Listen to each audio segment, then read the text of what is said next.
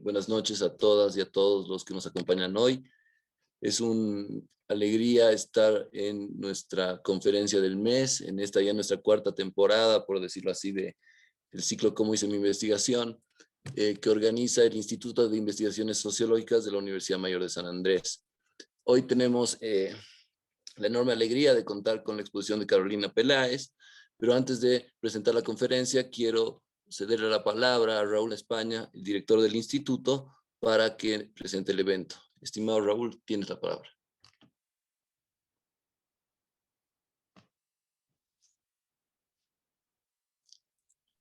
Su micrófono, por favor.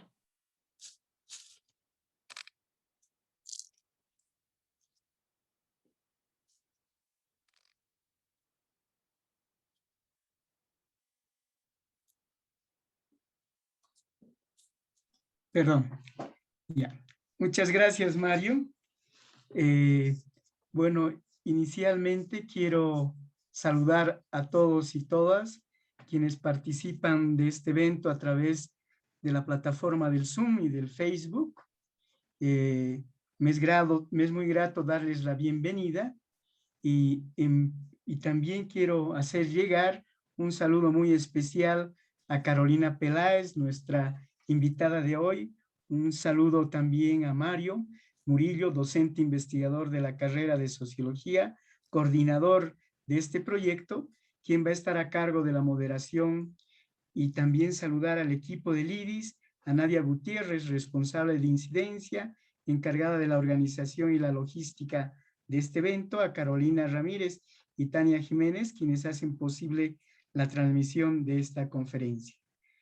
Como ustedes conocen, este ciclo de conferencias, que como decía Mario ya está en su cuarta versión, es auspiciado y promocionado por el Instituto de Investigaciones Sociológicas Mauricio Lefebvre, que es la unidad académica de la carrera de Sociología de la Universidad Mayor de San Andrés, responsable de la producción de conocimientos sociológicos sobre la realidad social local, regional y global, de la difusión e incidencia de las investigaciones sociales, del estudio y análisis de políticas sociales, de la formación de investigadores sociales, tanto de la carrera de sociología, ¿no es cierto? Todo ello en la perspectiva de contribuir a la construcción de una sociedad boliviana más justa, equitativa, democrática, y de aportar a la resolución de problemas sociales y a los procesos de transformación social.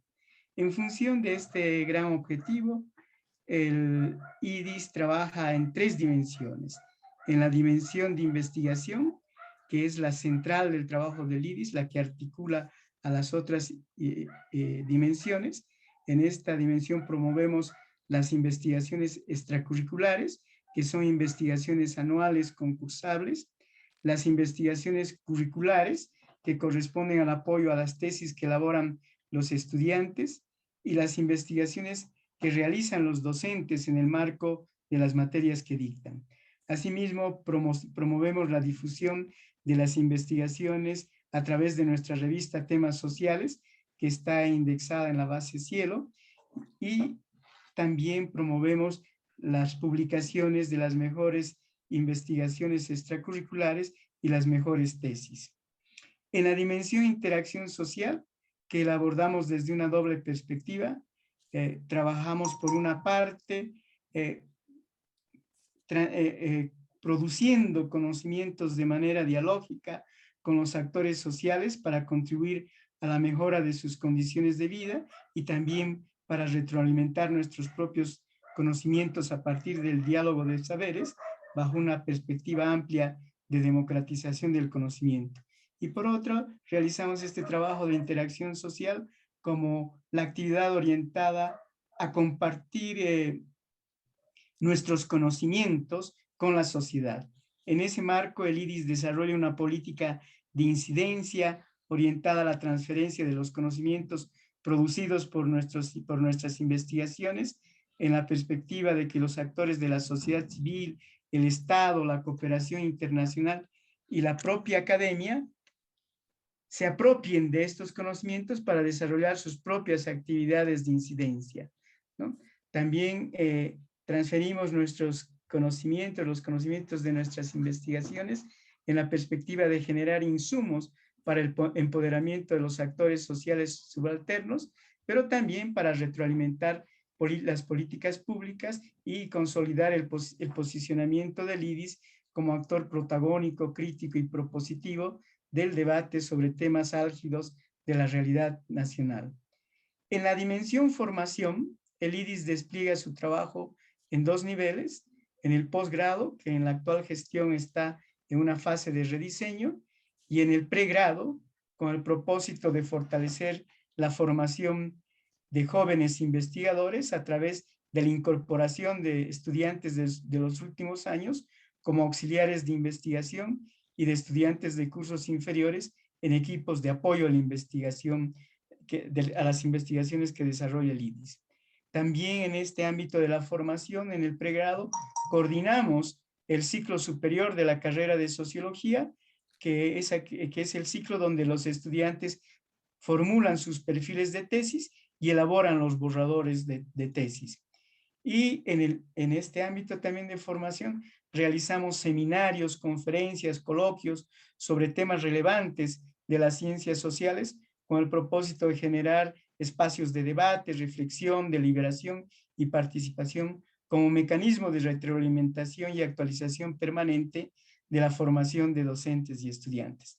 Precisamente en este ámbito se inscribe el ciclo de conferencias Cómo hice mi investigación, que como les decía está bajo la responsabilidad de Mario Murillo y que tiene como propósito mostrar a los jóvenes investigadores los avatares del trabajo investigativo, no a partir de las clásicas y tediosas recetas de los cursos de metodología, sino a partir de las vicisitudes y los vericuetos por los que los investigadores transitan en la cotidianidad de su trabajo, lo que además permite desmitificar el trabajo de investigación como algo que solo pueden realizar los iniciados. Esta idea fuerza la mantenemos en este nuevo ciclo, que sin embargo tiene una característica muy particular, ya que se trata de experiencias investigativas desarrolladas por investigadores extranjeros que no necesariamente trabajan en el caso boliviano, pero que sí nos abren la posibilidad de realizar un análisis de experiencias comparadas en contextos diferentes, con la seguridad de que esta actividad es un vehículo para difundir y promocionar la actividad investigativa y un importante apoyo para la formación de jóvenes investigadores. A nombre del Instituto de Investigaciones Sociológicas Mauricio Lefebvre, les reitero nuestra cordial bienvenida a este espacio. Muchas gracias. Muchas gracias, Raúl. Voy ahora a pasar a presentar a nuestra conferencista y al tema de la conferencia. Tenemos el gusto de contar hoy con Carolina Peláez, que es profesora investigadora en el Departamento de Relaciones Sociales en la Universidad Autónoma Metropolitana Xochimilco UAM. Es doctora en Ciencia Social con especialidad en Sociología por el Centro de Estudios Sociológicos y maestra en Estudios de Género, ambos en el Colegio de México. Hoy día, Carolina en su exposición va a reflexionar sobre los sentidos y las emociones desde un análisis sobre el papel que tiene el conocimiento áptico entre un grupo de pescadores y la etnógrafa como un elemento central en la comprensión de una geografía sensorial. Todo esto en base al trabajo de campo que emprendió en un muelle industrial pesquero en el puerto de Mazatlán, ubicado al noroeste de México. Es un gusto contar hoy contigo, Carolina, y te cedo la palabra para escucharte. Gracias. Muchísimas gracias, gracias. Quiero agradecer a Mario, a Raúl por la invitación, al equipo del IDIS que hace posible, ¿no? que se realice estos ciclos que me parecen sumamente interesantes y enriquecedores, de verdad. Es un honor para mí estar aquí con ustedes el día de hoy. Entonces, voy a comenzar como lo señaló Mario. Lo que les voy a presentar hoy lo titulé Las emociones y los sentidos en el proceso de investigación social, y es mi experiencia etnográfica en un muelle pesquero en Mazatlán, Sinaloa, esto es al noroeste de México. Ok. La estructura de la presentación es la siguiente. Voy a hablar un poco de cómo se construyó el caso. Me parece importante también en esta experiencia sobre cómo hice la investigación. Después pasaré a explicar el trabajo de campo y estas geografías emocionales y sensoriales sobre las que he reflexionado a raíz de la experiencia etnográfica estos años. Después algo de la sistematización de la información, eso que nos quiebra la cabeza, y las conclusiones. Entonces, bueno, un poco para entrar en contexto, mi trabajo se ha enfocado principalmente en estudiar a los pescadores de pesca de camarón industrial en Mazatlán, Sinaloa. ¿Por qué la pesca del camarón? Bueno, la pesca de camarón en México es una de las principales pesquerías que tiene un alto valor comercial. Representa una fuente de empleo importante en la región y tiene muchísimos problemas en su administración. Entonces, Mazatlán es el lugar donde se encuentra gran parte de la flota pesquera de camarón en el país, así como en esta pequeña zona que es un parque industrial donde podemos encontrar no solamente las flotas de camarón, sino también toda la parte del proceso industrial del atún, de camarón y incluso de otras especies como el tiburón. Entonces, ¿cuándo llego aquí? Yo llego aquí desde el 2010, ya tengo un tiempo haciendo trabajo de campo por esta zona, y lo primero que hago es analizar los procesos de estigmatización de las obreras que limpian atún, y ahí ya comienzo con el análisis de las emociones y los sentidos, analizando cómo el olor a pescado, ¿no? Reciben actos de estigmatización, de demostraciones de asco y la vergüenza que esto suscita y cómo esto forma parte de la experiencia laboral. Y lo que me voy a enfocar el día de hoy particularmente es en la parte de mi tesis doctoral, ¿no? Mi experiencia haciendo la tesis del doctorado, donde analicé las trayectorias laborales y las controversias que permitían comprender la continuidad de un oficio como es la pesca, y actualmente me encuentro analizando las relaciones de género en lo que para mí esta zona la podemos pensar como la conformación de culturas marítimas particulares. Entonces, bueno, lo que comentaban hace rato, ¿no? ¿Qué nos enseñan? Venimos de un aprendizaje de que nos enseñan que primero tiene que estar bien estructurada la pregunta, tenemos que tener bien el estado del arte y el marco teórico, armar la hipótesis, el diseño, y después que tenemos todo eso muy bonito armado, podemos salir a campo.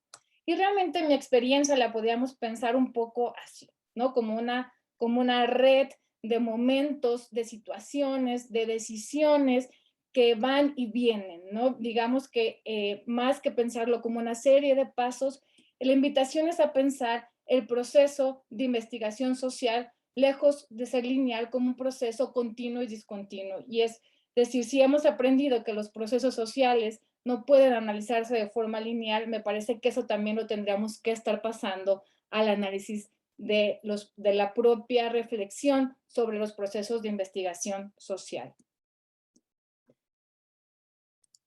Entonces, ¿cómo comencé a construir el caso? Yo tenía una idea muy general que mi interés por los pescadores radicaba en mi experiencia en la tesis de maestría. Para mí se perfilaba como un mundo totalmente distinto al que yo había estudiado con las obreras, y a pesar de que había pocos estudios de caso sobre el tema, sobre la pesca de altura en México, sobre todo desde la economía y desde el análisis de qué pasó después del proceso de privatización del sector pesquero, especialmente con las caídas de las cooperativas, que era la principal forma de organización laboral de los pescadores, era hasta ahí donde se quedaban los estudios, ¿no? O la antropología marítima, que había estudiado muchísimo, ¿no? He estudiado muchísimo la pesca artesanal en el país, pero no había propiamente un estudio sobre la pesca de altura y específicamente sobre la pesca del camarón. En ese sentido, eso implicaba armar un diálogo, ¿no? Con otras disciplinas, armar un estado del arte que no quedaba, ¿no? Yo creo que ha sido de las cosas más difíciles que me ha tocado lograr hacer, y me parece que radica en una cuestión fundamental, que es que muchas veces confundimos la elaboración del estado del arte a partir de la unidad de análisis y no de la construcción del objeto de estudio. Es decir, el estado del arte tendría que ser entonces, o fue desde mi experiencia, un proceso importantísimo para la construcción del objeto. Porque en los seminarios de investigación me decían, es que no basta con decir que vas a estudiar los pescadores en un muelle en específico, de una pesca en específico, tiene que haber un diálogo con otras disciplinas desde la sociología, en mi caso particular, y no encontraba cómo.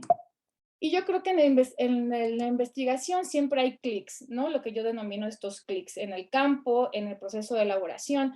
Y el primer clic fue poder ver el trabajo de la pesca como un oficio. Como un oficio, y eso me disparó ya hacia un diálogo con un campo temático que era la sociología del trabajo y las ocupaciones. Es decir, si yo podía ver el oficio de la pesca industrial como una ocupación, tenía también ya un campo temático para dialogar y por tanto recurrir a bibliografía sobre qué se había hecho sobre los oficios, sobre la continuidad de una ocupación. Porque la otra cuestión que a mí me interesaba era ver esta continuidad de una ocupación a lo largo del tiempo, especialmente porque mi pregunta más a ras era cómo es que estos pescadores han logrado mantenerse en el trabajo después de haberse caído su principal forma de organización, ¿no? Un cambio tan fuerte como fue la privatización del sector pesquero en el país. En ese sentido, tenía otro diálogo también, había una intersección en de dos campos, que era también el diálogo con el cambio social. Es decir, pocas veces estudiamos la continuidad y estamos más preocupados por estudiar los cambios, las transformaciones. Yo creo que la pandemia ahora es un gran ejemplo de eso, ¿no? Y pocas veces nos paramos a estudiar qué es lo que permanece, cómo es que permanece. Y la otra, anclaje teórico, que tenía que ver principalmente con la teoría del actor red y mi interés por estudiar aquellas cosas cómo las entidades humanas y no humanas también forman parte en la producción de lo social y en la reproducción de ciertos procesos. Entonces, ¿cómo estudiar estos cambios y estas continuidades? Y ahí agarré de Howard Becker esta idea de la importancia de las convenciones y cómo los mundos laborales, estoy refiriéndome a su estudio sobre los mundos del arte, permiten ver un conjunto de relaciones y de redes de actores permiten la realización de una actividad, ¿no? En el caso específico, cómo ciertas prácticas y modos de interacción permitían la reproducción de un cierto aprendizaje y conocimiento a lo largo del tiempo, ¿no? Y la trayectoria laboral como la estrategia fundamental de poder aprender no solamente los factores estructurales, económicos, políticos, a lo largo de la trayectoria, identificando las controversias, ¿no? Esos momentos donde se intersectan diversas politemporalidades, refiriéndome a la teoría del actor red. Pero en ese momento lo único que estaba claro era la primera parte del esquema que ustedes aquí pueden ver. Todo esto se fue construyendo a lo largo del trabajo de campo. Entonces, ¿qué fue el primer momento? El primer momento fue llegar y hacer una exploración de campo con una guía preliminar, hacer las entrevistas con los pescadores. Y ahí me di cuenta de dos cosas fundamentales. La primera era que yo tenía que tener en cuenta en mi muestra que la jerarquía dentro del barco importaba en la experiencia laboral. No era lo mismo ser capitán que ser marinero. Otra cuestión importante era que yo había contemplado el análisis de generaciones por parentesco. Y en las entrevistas me di cuenta que era más importante el momento de incorporación a la pesca, es decir, si se habían integrado después de la privatización, desde el momento del auge o al inicio de la pesca industrial, ¿no? Que por parentesco. Y entonces ahí lo que prefería hacer fue armar cohortes generacionales. Eso me permitió hacer también, incorporar las cohortes como un elemento fundamental para el análisis del cambio social y las permanencias, ¿no? Las diferencias intra e intergeneracionales y darle variabilidad a la muestra también a partir de las jerarquías.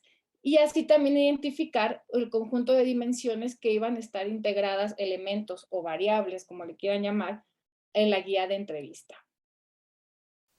Entonces, yo llego a campo y en campo, lo primero que fue es contactar lo que llamamos como un informante clave, ¿no? Que fue Mari. Mari era una vendedora de comida, es una vendedora de comida y actualmente una amiga. Y entonces el muelle pesquero se perfila en el imaginario de la ciudad. Yo soy originaria del puerto de Mazatlán, como un lugar que no es propio para mujeres, ¿no? Los pescadores se piensan que son borrachos, mujeriegos, es decir, una mujer corre riesgo en ese lugar. Entonces, ahí un elemento fundamental es el papel de situarnos y la posición social que ocupa, en mi caso, la investigadora dentro de este proceso. Es decir, ¿cuál era el performance entonces que yo iba a usar para poder entrar a campo? Y aquí la decisión no fue mía, sino de Mari, de presentarme como su sobrina. Entonces, al presentarme como su sobrina, establecí una relación de parentesco que apelaba al respeto por parte de los pescadores. Y la otra fue que el campo no lo realicé al inicio sola, sino acompañada de mis padres, ¿no? Es decir, apelaba también a una presencia corpórea, ¿no? Donde estaba una intersección de género y de clase de una estudiante cuidada por sus padres. ¿A qué me lleva esto? Y estas son fotos de mis padres haciendo trabajo de campo conmigo. A reconocer el importante papel del proceso emocional y sensorial en nuestras intersecciones como investigadores. Es decir, no basta con decir, me sitúo como mujer blanca de clase media, no, sino también cuál es el efecto, este cuerpo activo que tiene un papel fundamental en el momento que entramos a campo y que también va a tener una repercusión importante en la generación de conocimiento que estemos generando. En ese sentido, había un miedo, ¿no? Que pasaba por una cuestión de cuerpos generizados, ¿no? Yo como mujer, ¿no? Tenía miedo y involucraba también una restricción espacial, corporal, de mis movimientos dentro de ese lugar que para mí era desconocido. Y que estaba también entrecruzado con un orden moral, ¿no? Sobre este espacio homosocial y el tipo de desplazamientos que puede tener una mujer o no dentro de este espacio. Y un aprendizaje sensorial en términos de sonidos, olores, ¿no? Que también se interconectaban con la clase social. Entonces, aquí podemos decir que hay un conjunto de conocimientos encarnados, de lenguajes, cuerpos, emociones y sentidos, no solo tanto de parte de, en este caso, de mi parte como investigadora, pero también como de los pescadores. Entonces yo al inicio llegué con esta parte, este esquema muy bonito que ustedes vieron, que me costó mucho trabajo hacer antes de campo, y que yo decía, con las entrevistas va a terminar el campo, voy a llegar, voy a hacer las entrevistas. Sin embargo, durante el proceso de realización de las entrevistas, me di cuenta que no bastaba con quedarme sentada en el puesto de Mari, sino que era necesario entonces conocer ese barco que tanto referían, esas técnicas, ¿no?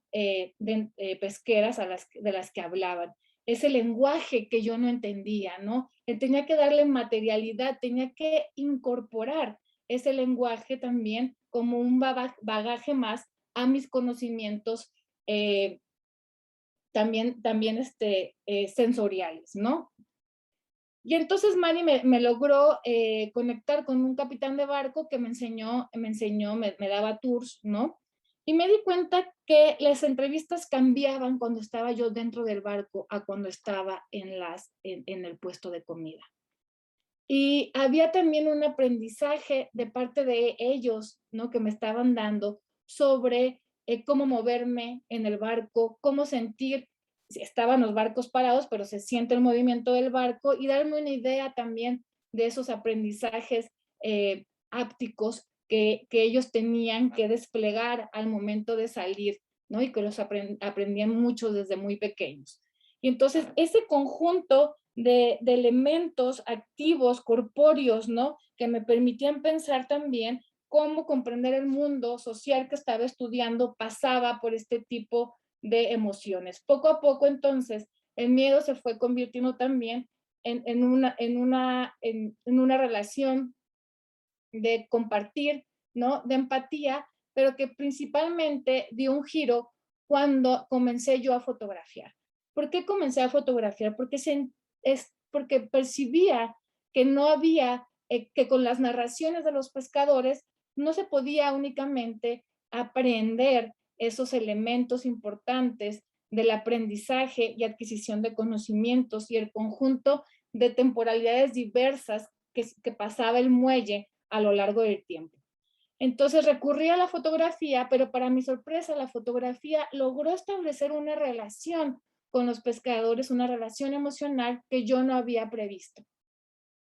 Pero, ellos empezaron a interesar por mi trabajo al verse fotografiados, comenzaron a preguntar por él, me conectaban con otros pescadores, y entonces fue un entrelazamiento, ¿no? Fue el despliegue de esa geografía que se vive a partir de ese conjunto de actores humanos y no humanos, donde los sentidos y la parte afectiva empezó a formar un papel fundamental.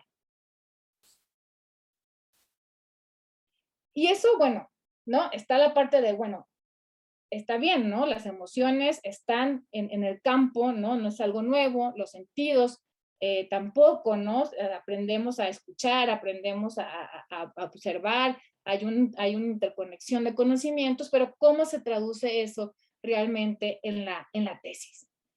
Y lo primero que fue fundamental para mí y que sigue siendo fundamental, y es una cuestión que sigo trabajando, es la interconexión espacial y por tanto dar cuenta de ontologías diversas.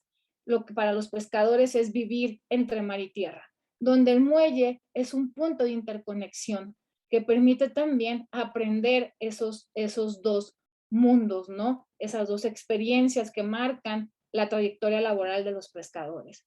Una segunda cuestión fue que permitió incorporar también nuevas secciones a las guías de entrevistas e ir a identificar actores que yo no había pensado en ese momento, como los dueños de los barcos, gente del Instituto Nacional de Pesca, periodistas, sacerdotes, etc. El barco, entonces, lejos de ser un artefacto únicamente como espacio laboral, se desplegaron un conjunto de elementos que significaban no solamente este apego identitario con el barco y un conjunto de significaciones que permitían conectar, ¿no? También de los propios pescadores estas conexiones afectivas con el barco y un aprendizaje fundamental, ¿no? En el propio artefacto. Y generó un primer capítulo analítico que se llamó, que es sobre el primer viaje, como un ritual de iniciación en el barco, donde los pescadores tienen que desplegar todo un conocimiento áptico, aprender a pararse dentro del barco, aprender a mantener, a controlar las emociones, ¿no? A no sentirse amargados, como ellos le llaman, y también a desplegar un conjunto de emociones relacionadas con la masculinidad, como es el tema de aguantarse, ¿no? De reprimir las emociones, y un pescador que no aguanta el dolor, entonces no es un buen pescador, por ejemplo, ¿no? Aprender también diferentes temporalidades en esta red de entidades diversas y lo que ya comentaba, la fotografía como técnica y enlace sensoemotivo, por decirlo de alguna palabra. Entonces, ¿qué cosas podemos, y aquí hay cosas que me interesa puntualizar, es también esta dimensión moral, relacional que tenemos en campo en cuanto a cómo hacemos uso de las fotografías, cómo hacemos uso de las narrativas, del papel de cuidar también la identidad de nuestros participantes en campo. Hay amistad, involucramiento en la investigación, de repente estas relaciones afectivas que se forman se tornan borrosas, inclusive en la vida privada del investigador. Esta es una foto con mi hija en campo y arriba es una foto con Mari en una posada en el muelle.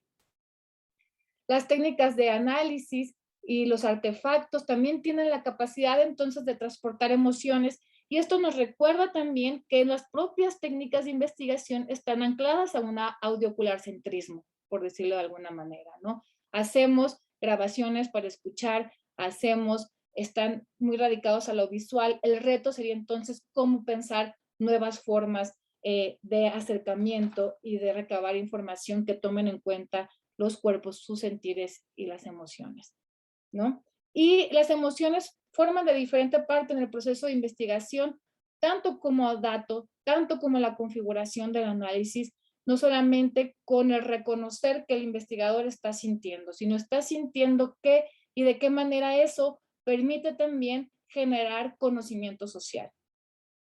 Y el ejemplo también es la devolución que hacemos a de nuestros trabajos, ¿no? Me parece también un elemento importante.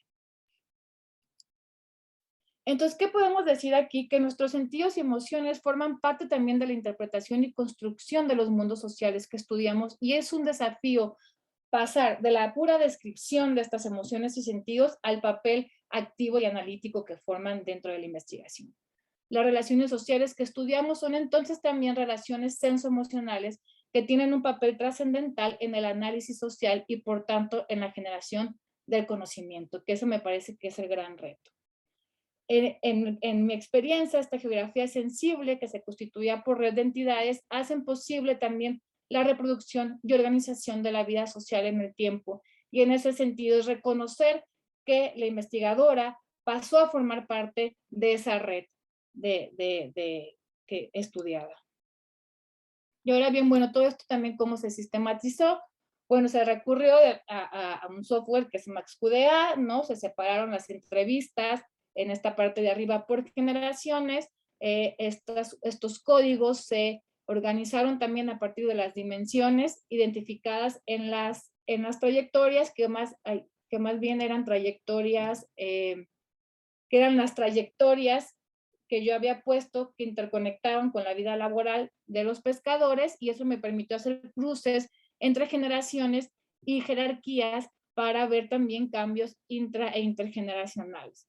Identificar patrones narrativos a lo largo de todas las entrevistas. Aunado a esto, hice un trabajo hemerográfico con datos con periódicos de ahí de Mazatlán, de 1990 al 2014.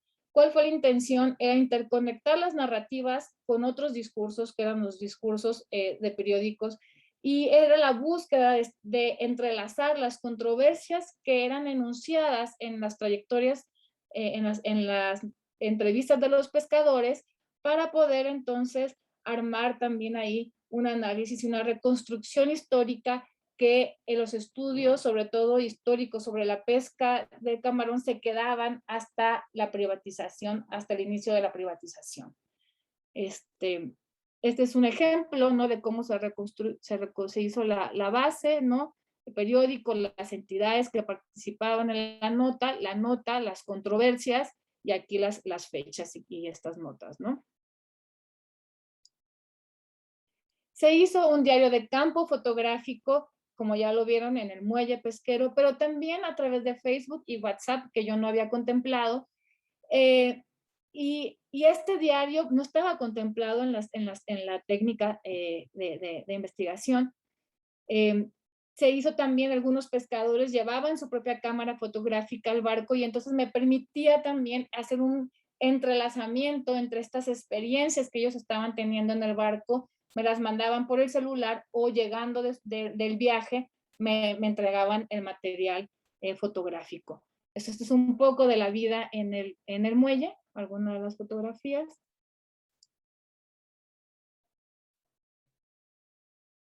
Otra cosa que me permitió el diario de campo fotográfico es poder mostrar el papel de la distancia familiar, ¿no? Las despedidas en el barco, el valor que tenía de la vinculación de los pescadores con otras entidades no humanas, como los camarones, como en algunos que practican la pesca del tiburón.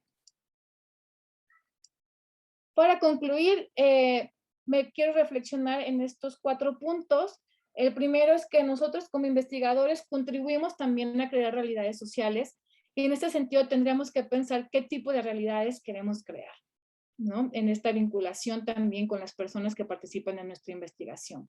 El reconocimiento de nuestras emociones y formas del sentir a lo largo del proceso de investigación, dar ese salto de la descripción al que tomen un papel fundamental en la generación de conocimiento social y por tanto en la generalización analítica, sobre todo en los estudios cualitativos.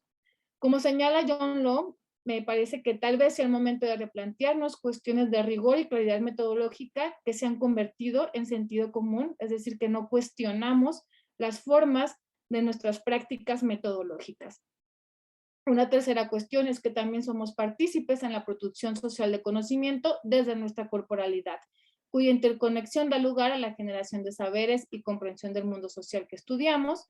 Y por último, que formamos parte de esta red de actores de humanos y no humanos que estudiamos, incluido nuestras sensorialidades y estos espectros emocionales como los que yo les he compartido el día de hoy, donde se genera, como lo menciona Olga Sabido, recurriendo a Zimmer, una mutua percepción de los cuerpos y en eso una mutua percepción y generación de conocimiento. ¿Cuál va a ser el reto? ¿Cuál es el reto? Siempre entonces lograr la interconexión analítica que tanto nos duele y nos quiebra la cabeza, ¿no? Entre las situaciones particulares, entre el nivel meso y el macro, a partir sobre todo de estos estudios de caso de corte cualitativo. Muchas gracias. Muchas gracias, Carolina. Realmente muy interesante y tantas ideas que surgen a partir de tus palabras. De hecho, hasta yo en la tesis que estoy escribiendo hay cosas que me han hecho mover ideas. Te agradezco mucho y hay varias preguntas. Quisiera hacer una primera ronda porque lo lindo también del evento es poder compartir un poco las preocupaciones. Entonces, podríamos empezar con una primera ronda de 3 preguntas, si te parece bien. Primero, hay 2 preguntas de Mauricio Muñoz, una en el plano metodológico y otra en el plano teórico. En el plano metodológico, él pregunta, ¿cuáles son las estrategias que has utilizado en el trabajo de campo para vigilar, entre comillas, el proceso emocional y sensorial que significó el trabajo de campo? Me refiero, dice, específicamente al problema del involucramiento con las personas investigadas y cómo incorporaste esa experiencia en la tesis, que es muy interesante. Y la segunda, en términos más teórico-empírico, es ¿dónde encontraste los puntos de anclaje de esta cultura marítima que nos mencionabas? ¿No? Y yo siempre aprovecho de tener la prioridad por ser moderador. Quisiera sumar una que me ha parecido muy interesante. Cuando tú decías el tema de que, claro, hasta el vivir y describir una experiencia tan vital te había llevado a la fotografía un poco. Me pregunto que si es difícil escribir o es complejo y al mismo tiempo apasionante, ¿cómo emprendes tú el proceso de escritura, más aún pensando en un objeto o en un fenómeno, como quieras llamarle, tan vivido, tan vital y tan sensorial como este? ¿Sí? Creo que podríamos empezar por ahí.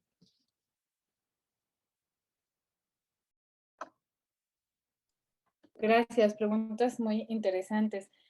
La primera quisiera pensar con esta cuestión de esta vigilancia, ¿no? Que me recuerda a esta cuestión, esta vigilancia epistemológica que nos habla Bourdieu en el oficio del sociólogo.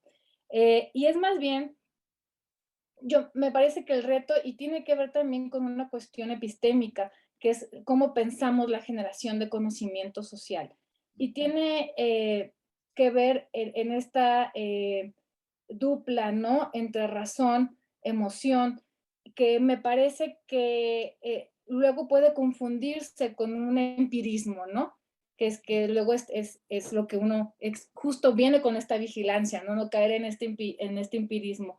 Y me parece que lejos de tener en cuenta, ¿no? Esta vigilancia, o no sé si vigilancia sea la palabra, como poder pensar, ¿no? Desde nuestras diferentes geografías que llegamos para entender otras geografías sociales, me parece que ahí es que el reconocimiento de que el cuerpo, las emociones y los sentidos que se involucran forman parte también de nuestra experiencia y de las percepciones, ¿no? Y que generamos ahí una triada entre las personas, ¿no?, que participan en la investigación, que tienen sus propias teorías, que tienen sus propios conceptos y sus propias formas de ver el mundo, con las formas también de pensar, de sentir del investigador y este punto teórico. Y en ese sentido me parece que la teoría del actor red es muy útil si la pensamos también en aplanar, ¿no? No solamente en esto de aplanar lo social, implica también aplanar en el nivel que ponemos la teoría en un primer momento y después darle escalas, ¿no? Y entonces, cómo también estas mutuas experiencias, esta interconexión de experiencias y de concepciones y de enlaces epistémicos permiten generar también nueva producción de conocimiento social. Y me parece que respondo también con los puntos de anclaje teórico que preguntaba Mauricio. La cuestión de la fotografía, y me parece que ese sigue siendo el gran reto, Mario. O sea, es como, y yo les puedo decir, esta reflexión que yo les traje ahorita es una reflexión que viene sobre todo después de la tesis de doctorado, que está en la tesis, pero no está como, es como el apéndice metodológico que yo le debía a la tesis de doctorado, ¿no? Y entonces eso también está bien para pensar que terminamos la tesis, pero no nos podemos quedar ahí. Podemos seguir trabajando con los datos y continuar, ¿no?, haciendo este análisis sociológico en ese sentido. Y el reto me parece que está en lograr transgredir, ¿no?, esas formas de escritura, y me parece que la etnografía es sumamente rica, porque también con la etnografía no solamente va una cuestión de técnicas, ¿no?, sino también de texto, ¿no?, de cómo escribimos, de lograr esa descripción densa, ¿no?, entrelazando también múltiples recursos, y ahí la antropología visual me parece que nos da una gran enseñanza, ¿no? Pero el reto continúa de cómo lograr plasmarlo. Y bueno, hay algunas rondas más, algunas preguntas más, perdón. Por ejemplo, Jimena Soruco pregunta, como justamente en ese proceso siempre tan complejo, ¿cuáles son los desafíos concretos que enfrentaste, digamos, en tu trabajo en torno a ese proceso de la generalización analítica, ¿no?, y de dar el paso del caso, o por lo menos, como decía Merton, a las teorías de alcance intermedio, ¿no?, siempre ese proceso reflexivo tan complejo? Diana Ramírez pregunta, ¿cuál fue el mayor reto para utilizar la teoría del actor red como marco analítico de tu investigación? Es decir, ¿ya tenías planteado su uso o más bien surgió en el proceso mismo de la investigación, ¿no? Y lo último es una última de John Velasco, que profesora Carolina dice, ¿cuáles crees tú que fueron las ventajas de usar el software de análisis de datos? Y si crees que podrías haber hecho la investigación sin ese software. Son preguntas muy interesantes, te escuchamos. Sí, bueno, definitivamente pasar de las famosas generalizaciones analíticas, ¿no? Me parece que uno lo va armando también con el tema de los patrones que comentaba hace rato, de los patrones narrativos que uno va encontrando a lo largo de la investigación. Y eso lo hilo con el software. Porque el MaxQDA está creado sobre todo para análisis de teoría fundamentada, ¿no? Y entonces implica ahí también que el propio software como entidad no humana también delimita, ¿no?, la forma de hacer la investigación. Y eso fue una dificultad que recuerdo que en alguna sesión en el seminario de investigación en el Colmex lo comentaba. Es decir, es un reto porque yo pensaba, lo que ellos llaman categorías, yo lo pensaba desde la teoría del actor red como trayectorias temporales diversas, que se interconectaban con una trayectoria laboral que generalmente en la teoría del actor red la trayectoria suele ser una entidad no humana, por ejemplo, ¿no? el tranvía, ¿no? No sé. Y yo, el reto era como recuperando lo tradicional, que era la trayectoria de vida laboral, podía interconectar esas otras trayectorias que yo las puse en las categorías. Entonces sí fue un reto. Probable, si supieras, yo creo que el software nos ayuda, sobre todo en términos de manejo práctico de la información, de poderte llevar a tu casa el archivo y regresar si estás trabajando, en mi caso que me iba a trabajar al Colmex, ¿no? Entonces iba y venía con mi disco, pero se hubiera podido hacer de manera artesanal, por ejemplo, ¿no? Y el reto es, me parece que el reto de la generalización analítica y lograr este punto de lo que pretendemos que hacer es hacer teorías de alcance intermedio. Y aquí recuerdo un comentario que lo digo mucho porque fue como algo que me impresionó, que un maestro, ya tiempo después que me gradué, en un seminario me comentó que él había leído la tesis y que se había acordado de los profesores de la universidad que él estudiaba, ¿no? Entonces, ese es el reto, es lograr construir con el estado del arte ese objeto de estudio que no nada más tiene que ver con, en mi caso, con los pescadores, como unidad de análisis concreta sobre eso, sino cómo con el estado del arte vamos construyendo ese objeto de estudio que está en diálogo con diferentes campos de conocimiento que se intersectan en el estudio empírico que nosotros estamos haciendo. Es decir, cómo lograr pasar también, y tiene que ver con la escritura, pasar de no solamente de la descripción, sino cómo esas situaciones y eventos permiten generar ciertas generalizaciones analíticas. Y por eso a mí me encanta terminar una tesis con hipótesis, por ejemplo, porque es ahí donde se despliegan esas futuras generalizaciones, ¿no? Que dan al lugar, que son como resultado del estudio cualitativo.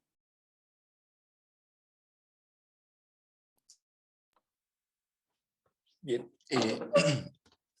realmente ha sido un evento muy interesante, estimada Carolina. Hemos disfrutado un montón la conferencia y creo que han habido preguntas muy interesantes que nos han llevado a cuestiones metodológicas muy concretas, hasta discusiones que enfrentamos siempre en torno a eso, a tratar de ir más allá de nuestro caso, digamos, por decirlo así, o esa que suele ser una de las recriminaciones más comunes a veces, y a veces injusta. Entonces, agradecerte mucho, Carolina, por tu presencia. Espero que tú también la hayas pasado bien, que hayas disfrutado el evento, y solamente eso de darte un abrazo grande, saber que estamos en contacto, y ahora quisiera un poco cerrar el evento. Entonces, ¿quieres decir algo, Carolina, de despedida? No, pues yo les quiero agradecer muchísimo la oportunidad, porque mientras armaba la presentación es también un ejercicio muy bueno para nosotros, ya que hicimos la investigación, ¿no? Como reflexionar sobre eso, y me parece que las tesis necesitan más apéndices metodológicos o capítulos metodológicos donde se compartan, ¿no? Decía Howard Becker que uno aprende de los errores, y muchas veces tenemos esta mirada de esconder los errores que tuvimos en el proceso de investigación, y más bien también a partir de mostrar esos errores se comparte el conocimiento. Yo les agradezco muchísimo este espacio, ha sido un placer estar con ustedes. Muchas gracias. Bueno, gracias a todas y a todos por escucharnos. Gracias a Raúl. Gracias a todo el equipo que hace posible este evento. Y solamente comunicarles que el próximo mes, el último jueves de septiembre, nos acompañará el profesor de la Universidad de París, Danilo Martuchelli, que nos hablará sobre la investigación que emprendió en Chile y en Francia en relación a su propia teoría, la teoría de la individuación. Entonces, esperamos contar con su presencia. Nos vemos en un mes. Esperemos que todos estemos bien, y un abrazo enorme a todos y gracias.